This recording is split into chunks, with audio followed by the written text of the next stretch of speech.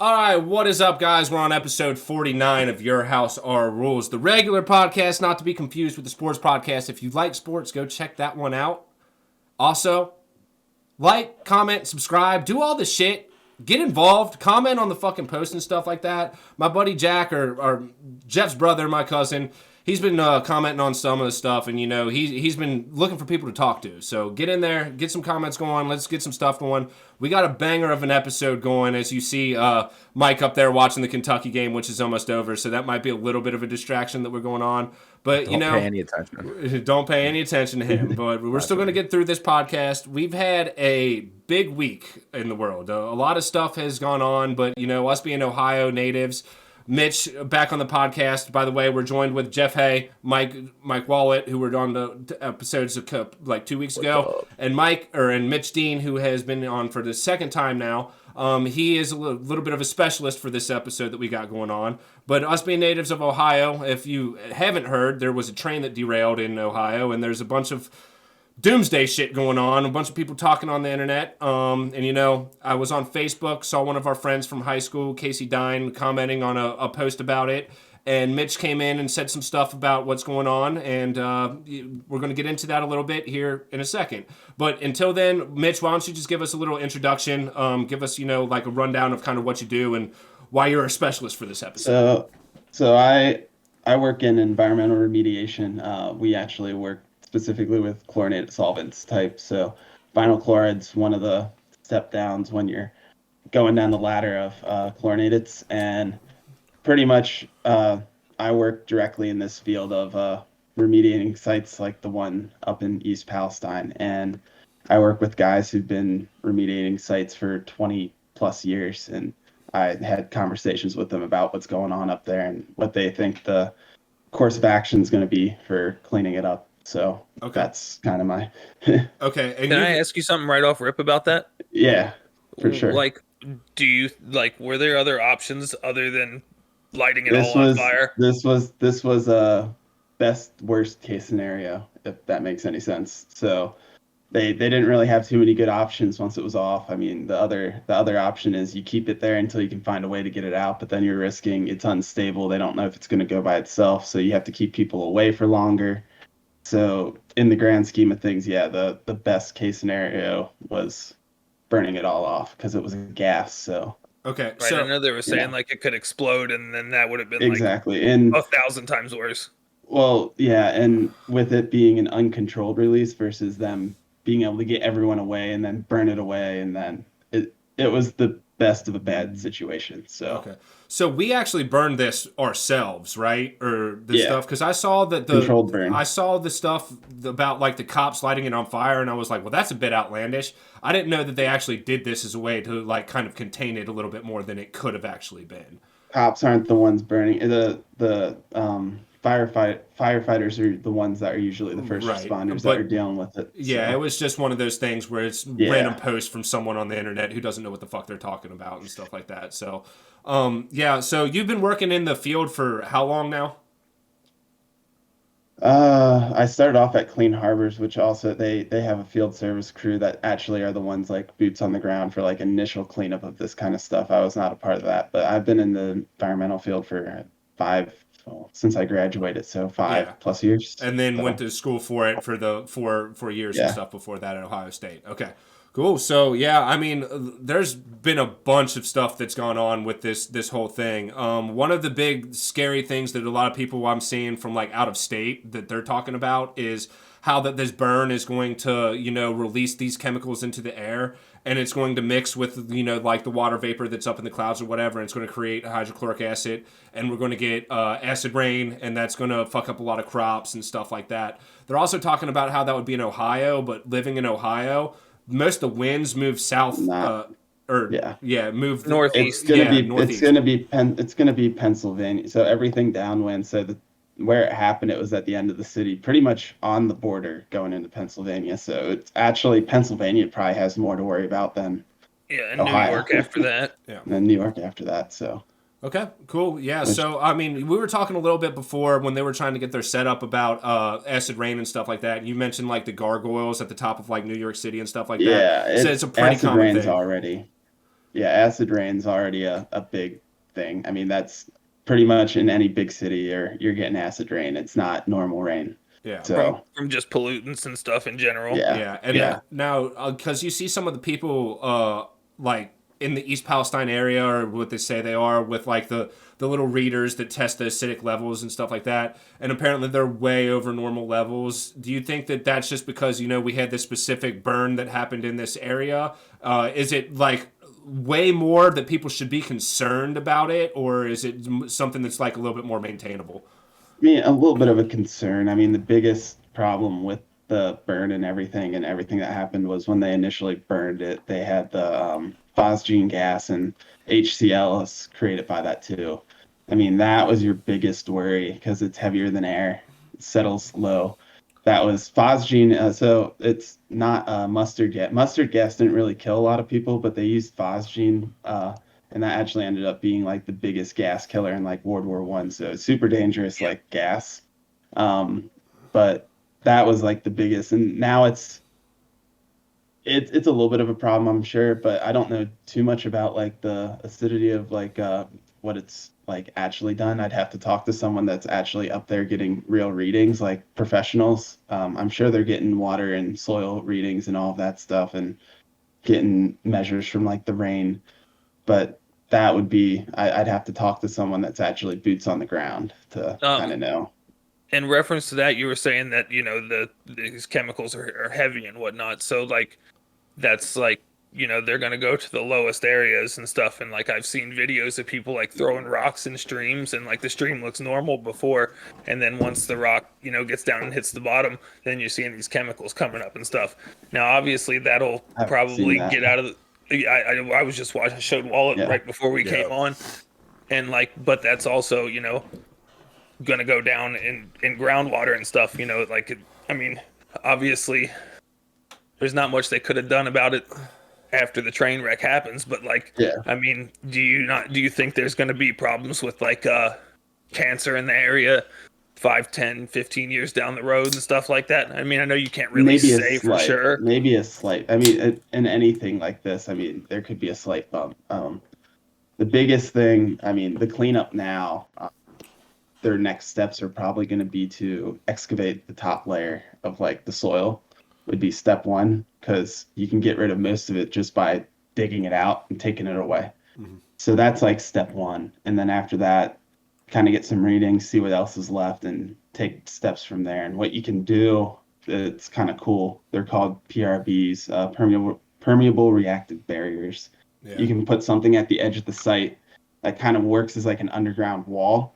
And as the chemicals kind of flow through it, it kind of captures it and keeps it from leaving the site. So Yeah, I've seen there's some of ways that. that we can deal with it, and there's things that you can do to keep it from leaving the site, I've essentially. seen some of that in some of the streams, like initially, like in some of the videos that like people posted on TikTok and stuff, and they like these little barriers and stuff. I'm assuming that's kind of what you're talking about there. We actually inject them into the ground, so you can use so like a drill rig and drill into the ground, inject chemicals in like a pretty much a barrier underground, and where like the groundwater flows through it. Because the only way that this is going to move is it has to go through the ground deep enough to hit the groundwater, and then it flows away with it, essentially. So the groundwater essentially spreads it out and creates that Yeah, water. exactly. Okay. And that creates like a plume afterwards. So like you have your source, and then after that it like kind of spreads out like that.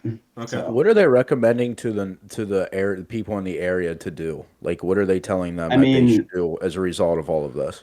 the chemicals that, so if anything, the chemicals that are, so you can use, so Brita filters, all of those, they all use carbon. Carbon's a really good kind of capturing tool, and especially for this type of contaminant, that's all that you would really need. So instead of drinking your tap water, just putting it through a filter first, just to be safe, would be a very simple, easy way to get around, just to really make sure. So. And that's one thing that I've seen that like a lot of people I know are kind of concerned about is, the fact that like all that creeking systems or streams or whatever, they're kind of linking down into the Ohio River. And the Ohio River is going to flow, downstream to the Mississippi and stuff like that. Do you think that like at the point that like it gets down to even like the Cincinnati area, which is just like 2-hour drive or something like that, it would be too diluted by then? Yeah, So much water. Yeah. It's like a drop of blood in the Yeah, and like in the ocean. and like, I don't think like a lot of people that like don't know about it understand that the Ohio River is already incredibly fucking Dude, we have disgusting. Well, it's fucking horrible how disgusting the water is. we're so much further than we were in like the 70s, like with RCRA and cradle to grave stuff and actually cleaning up the rivers. I mean, shit, up in Cleveland, they lit their river on fire twice, whatever, the Cuyahoga lit on fire twice back in like the 70s or 60s. And that's what initially made them be like, hey, we should probably stop doing this. Why did they light it on crazy. fire on purpose? Not or on purpose. Just no, so much it chemicals just that caught on fire. Oh, yeah. wow. Just there was so much. You know what? That trash. is the most absolute Cleveland thing I've ever heard in my dude, entire yes. life, bro. Fuck that trash ass city, bro. Exactly. Then second place would be the signing of Deshaun Watson. Bro, I went to Cleveland one time for I fucking didn't know that. work. You didn't know that. No, I had no clue. Like I went there one time and fucking it was for work. And I'm driving through downtown. I'm like, this is the most decrepit ass city I've ever terrible. seen. It's worse than Cincy. And like Oh, that's the way thing worse. that's the thing It's that an all my old buddies steel from like town. Tennessee, they come up and they're like they visit Cincinnati. They're like, yeah, it's cool. We like hanging out with you and shit like that. But they're like, this city is just so shit. And I was like, welcome to fucking heroin country, man. It's just fucking, it's up here, bro. Oh, dude, Cleveland's like if you Google what is there to do in Cleveland, it'll come back with nothing. It's terrible. Yeah. I've been in the Rock and Roll Hall of Fame. Hey, you and can it light was your rivers terrible. on fire though. That's a Yeah, well, too bad it didn't take down. Not anymore. not anymore. Cleveland. Not anymore. Did that Too help bad it it? didn't take out the city. Did that help it clean That it up at happened. all? I'm sure it did. I don't know. It was. It was. It's then not there's on the- fire now. If you look up, it's called the Love Canal. It was one of like the most contaminated sites. I think it's in Ohio.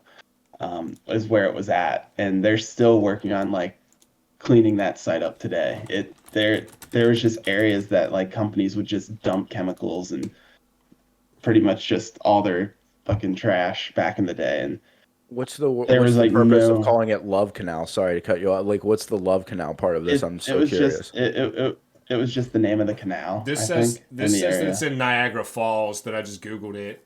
So Okay, I mean yeah. that close area because like that New York area kind of comes into the Great Yeah, Lakes. I mean, so in my industry, one of the hot spots is actually New Jersey. Like that's one of the like there's the small little state of New Jersey has like the most pretty much environmental work in like the whole country. oh really? That makes sense Yeah. too. We're talking about like Cleveland and New Jersey. It's just like the most like you don't want to meet people from here. So Yeah. So, but I mean, we've come a long way in like the last 30 years. Oh. It's we're actually cleaning stuff up, and for sure. I mean, like I'm saying, so the biggest thing that I kind of want to touch on with this is like the only reason why anybody's talking about it is because it was a big fireball. Mhm. There's way worse sites. They're confidential sites that are like military bases and big private companies that don't want you to know what they've done to mess up shit, and they clean it up behind everyone's back. No one knows about it, and they've polluted the water and done a bunch of other stuff, but nobody knows about it because yeah. it's all hush hush. And the you thing don't want about people to it, know about it. the thing about it is too, now that like this one has come to fruition and like people see it or whatever, now you're starting to see just like the food processing plant thing back like a year or two ago, right around COVID or whatever, when like one of them caught on fire, and next thing you know, every single one they're like becomes mainstream media, and it's like they're only becoming mainstream media because this one happened. And now they want to make it a big deal. They want to make it into a conspiracy theory. So I've seen multiple things. I mean, you just got back from what were you, Yosemite, Yellowstone, or something like that? We're still working on that, and that's public knowledge. They have a whole website on their cleanup. There was a tanker that rolled over right next to the Yellowstone River that we're actually working on cleaning up. So Gotcha. I'll be back up there. I think it's our next sampling event is end of April-ish, April, May. Depends on when winter ends, because winter goes so long up there. Who knows when we'll exactly start, but now when comparing it to like that, first of all, did that burn at all, or was that just no? It was just it was a gas tanker going. So they have some gas stations on like in the park up there, Yeah. and it was just driving through and ended up flipping over into a ditch and spilling all of it. So Gotcha. Okay. So, like, on a scale of like things that you've seen, things that you've witnessed, things that are like kind of the norm, average, or whatever, this East Palestine event, how would you compare that like to other things that's similar to this? So you would I this mean, is like a bigger event. it's definitely terrible, and it's definitely a big event. But there's big industrial like companies that have been operating for years and don't know that they have a leak, and it's just leaking into the ground for years and years and years, and then they finally catch it, but it's not something like above ground. So it's like a lot of the stuff that we're dealing with is like underground. So like underground storage. So like every single gas station has kind of contamination, with all it takes is the underground storage tank to leak, and then it gets into the ground. So, Okay. but Yeah. that's gasoline versus, I mean, both are bad. Yeah. I would And say also probably, these aren't lit on fire and fucking going into the air no, and stuff like that. So, okay. no, no, no, no. So it's a different thing. It is bad, but I mean, there's there's bad shit everywhere. Is kind of the way to look at it. It's Flint, just you don't Michigan. see any of it. Flint, Michigan, yeah. Yeah. Oh, Flint, So Michigan still doesn't have fucking clean it's still water. fucked. Yeah. Yeah, Right. it's still fucked up there. All right. So That's insane. So is there anything that you like really want to touch on to like continue about this event before we move on to like kind of the next thing? Because this kind of all Yeah. might tie into other things, but Yeah, I guess the only other thing, I mean, right now these chemicals we know what to deal with. There is other chemicals out there. I mean, PFAS, PFOA. Pretty much. Have you seen the videos from like airports where the firefighting foam fills up like a whole hangar real fast and I think maybe. after a fire?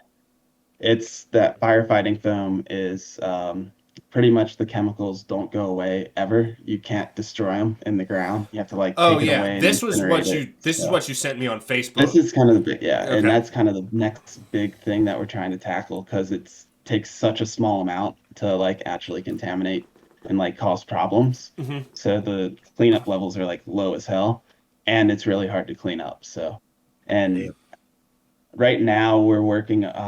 We just started working with a company. We have a new technology actually that is meant to. You can't destroy it, so trying just to hold it in place in the ground and keep it from moving is Okay. essentially what we're going to try and do with it Okay. right now. Cool. But that's kind of the next kind of steps with that. But that's a big one. That's all over the place. That's like every military base ever. So it's a big problem, but we're starting to work on it, and we'll see where it goes. But For sure. For sure. Probably a lot of money trying to stop things like that from happening. You Yeah. know. So I mean, but like you said, how much they've came in just like the last 30 years shows that there is like huge, progress yeah. being made. So hopefully, the fact that one day. the fact that we care about this now, like something like this, versus like 30 years ago, it'd been like, oh yeah, Yeah. cool. Oh well. Yeah. Oh well, it happened. Someone died. Thank God for advances in like just everything, because we find new ways to fix it. We might be advancing and they might be bad to the environment the way that things are advancing, but at least we're able to like now study it and fucking actually there's a want to make things better and there's a want to create other fucking counterbalances to everything that we have.